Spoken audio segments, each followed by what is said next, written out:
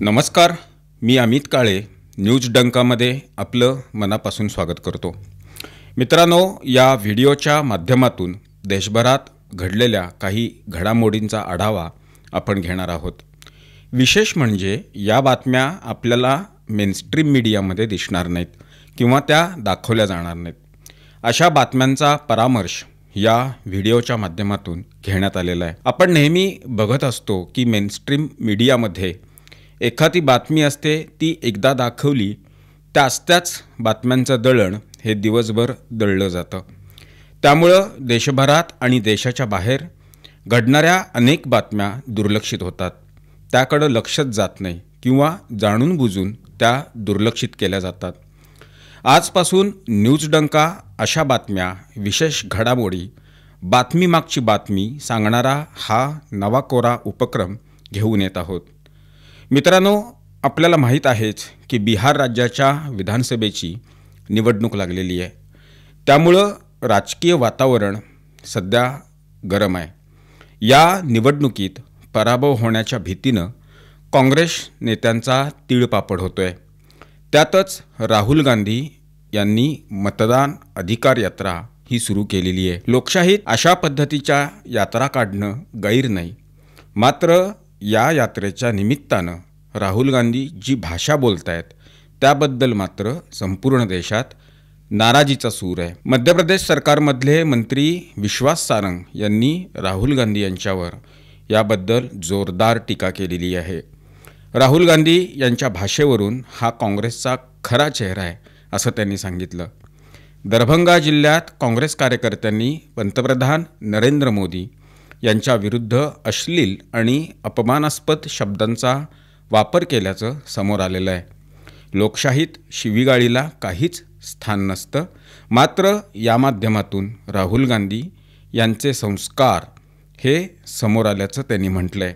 या संदर्भात राहुल गांधी यांनी देशभरातल्या जनतेची माफीसुद्धा मागावी असं आवाहन त्यांनी केलेलं आहे। आपण आता आसाम राज्यात जाऊ। आसाममध्ये होत असलेल्या जनसांख्यिकीय बदलांबाबत आणि त्यातून निर्माण होऊ शकणाऱ्या सुरक्षेच्या धोक्यांबाबतच्या चिंता लक्षात घेऊन मंत्रिमंडळानं एक नवीन मानक कार्यपद्धती, ज्याला आपण SOP म्हणतो, ती मंजूर केलेली आहे। ही SOP वेगळ्या वेगळ्या धर्मातील लोकांमध्ये होणाऱ्या जमिनीच्या हस्तांतरणाची तपासणी करण्यासाठी तयार करण्यात आलेली आहे। तसंच आसामच्या बाहेरून येणाऱ्या स्वयंसेवी संस्थांनी, ज्याला आपण NGO म्हणतो, यांनी खरेदी केलेल्या जमिनींची प्रक्रिया देखील याच SOP अंतर्गत तपासली जाणार आहे। मुख्यमंत्री हिमंता बिस्वा शर्मा यांनी या धोरणाविषयी सविस्तर माहिती दिलेली आहे। त्यांनी सांगितलं की आसामसारख्या संवेदनशील राज्यात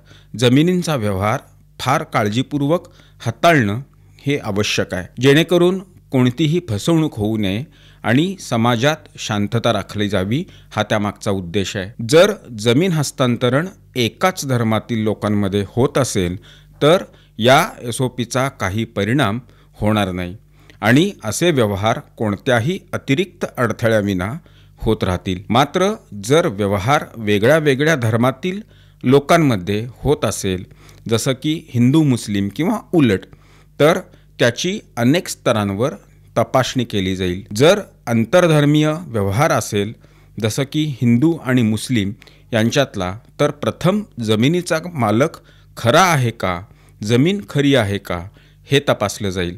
त्यानंतर प्रस्ताव जिल्हाधिकारी यांच्याकडे जाईल आणि ही SOP केवळ वैयक्तिक व्यवहारापुरती मर्यादित नाही, आसामच्या बाहेरून येणाऱ्या स्वयंसेवी संस्था, ज्या NGOज, अशा शाळा, कॉलेज किंवा इतर संस्था उभारण्यासाठी जमीन खरेदी करू इच्छित असतील तर त्यांनाही या SOP मधून जावं लागणार आहे। आता आपण जाऊ कर्नाटक राज्यात। आपल्याला माहीत आहेच की गेले काही दिवस धर्मस्थळ मंदिर प्रकरण हे मीडियामध्ये गाजतंय। धर्मस्थळ मंदिर प्रकरण दाखवतं की कसं माध्यमं, कार्यकर्ते आणि तथाकथित फॅक्ट चेकर्स मिळून हिंदू मंदिरांविषयी खोटा प्रचार करतात। जेव्हा सत्य बाहेर येतं तेव्हा मात्र सगळीकडे शांतता पसरलेली असते, हे सुद्धा आता स्पष्ट झालेलं आहे। धर्मस्थळ मंदिराची बदनामी करण्याकरता देशभरातला मीडिया आठवडाभर लागून राहिलेला होता। माध्यमांनी ही बातमी एक राष्ट्रीय मुद्दा बनवली, पण चौकशीत काहीच सापडलं नाही। कोणताही गुन्हा हा सिद्ध झालेला नाही। संपूर्ण प्रकरणाचं उद्दिष्ट काय होतं, तर उद्दिष्ट एकच होतं की धर्मस्थळाची प्रतिष्ठा ही धुळीस मिळवणं आणि श्री धर्मस्थळ मंजुनाथेश्वर मंदिर ट्रस्ट तसंच वीरेंद्र हेगडे यांची प्रतिमा ही खराब करणं, हाच एकमेव उद्देश यामागचा होता। मोठा प्रश्न असा आहे की पुराव्यांशिवाय अशा काल्पनिक आरोपाला इतकी प्रसिद्धी कशी मिळाली? याचं सुद्धा एकमेव उत्तर आहे मीडियामधील विकृती। या प्रकरणात ज्याला अटक करण्यात आलेली आहे त्या सफाई कर्मचारी चिन्नय्याने असं सांगितलं की हा प्रकार मी पैशासाठी केला। धर्मस्थळ परिसरात शेकडो मृतदेह असल्याचा त्याचा दावा हा केवळ मंदिराची बदनामी करण्याचा होता, हे सुद्धा आता स्पष्ट झालंय। हा जो चिन्नय्या आहे हा फक्त प्यादा आहे, याच्यामागं एक मोठं षडयंत्र रचलं गेलं, एक मोठं नेटवर्क, मोठी शक्ती यामागं कार्यरत होती, हे सुद्धा आता तपासात समोर येणार आहे। मित्रांनो, आर्टिफिशियल इंटेलिजन्स AI सध्या काय प्रमाणामध्ये चर्चेत आहे जगभरात ते आपण बघतच आहोत। आर्टिफिशियल इंटेलिजन्स जलद गतीनं स्वीकारलं जात असल्यामुळं जनरेटिव्ह AI इंजिनिअरिंग आणि मशीन लर्निंग ऑपरेशन्स या क्षेत्रातील पदांमुळं भारतातील ग्लोबल कॅपॅबिलिटी सेंटर्स GCC यामध्ये पगाराचे नवे मापदंड हे तयार होऊ लागलेले आहेत। या नोकऱ्यांमध्ये वरिष्ठ कर्मचाऱ्यांना वार्षिक 58 ते 60 लाख रुपये इतकं पॅकेज मिळत असल्याची माहिती एका अहवालानं समोर आणलेली आहे। टीम लीज डिजिटलच्या अहवालात असं म्हटलंय की हा वाढता कल AI नेटिव्ह ऑपरेटिंग मॉडेलकडे होणाऱ्या बदलाचं द्योतक आहे, जिथं LLM इंटिग्रेशन, स्वायत्त निर्णय प्रक्रिया आणि IPच्या नेतृत्वाखालील नाविन्यपूर्ण उपक्रम नवे मानक ठरत आहेत। प्रॉम्प्ट इंजिनिअरिंग, LLM सिक्युरिटी आणि tuning, AI orchestration, agent design,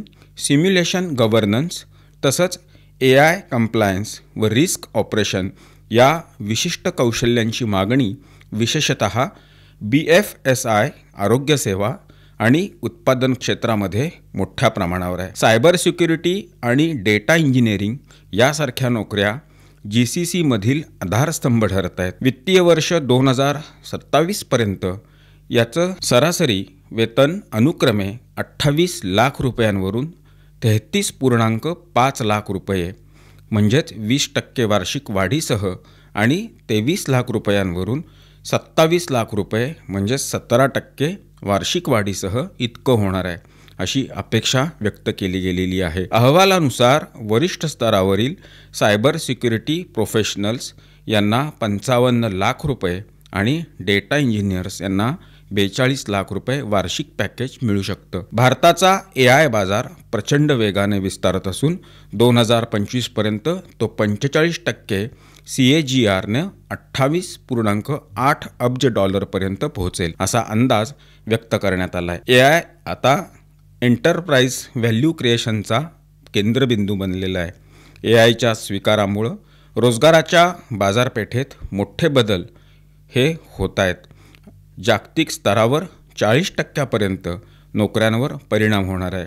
यामध्ये विशेषतः IT सेवा, ग्राहक अनुभव, बँकिंग आणि वित्तीय सेवा या आणि आरोग्य सेवा या क्षेत्रांचा समावेश असणार आहे। मित्रांनो, आमचा हा उपक्रम आपल्याला कसा वाटला याबद्दलच्या आपल्या प्रतिक्रिया, आपली मतं कमेंट बॉक्समध्ये नोंदवून जरूर कळवा।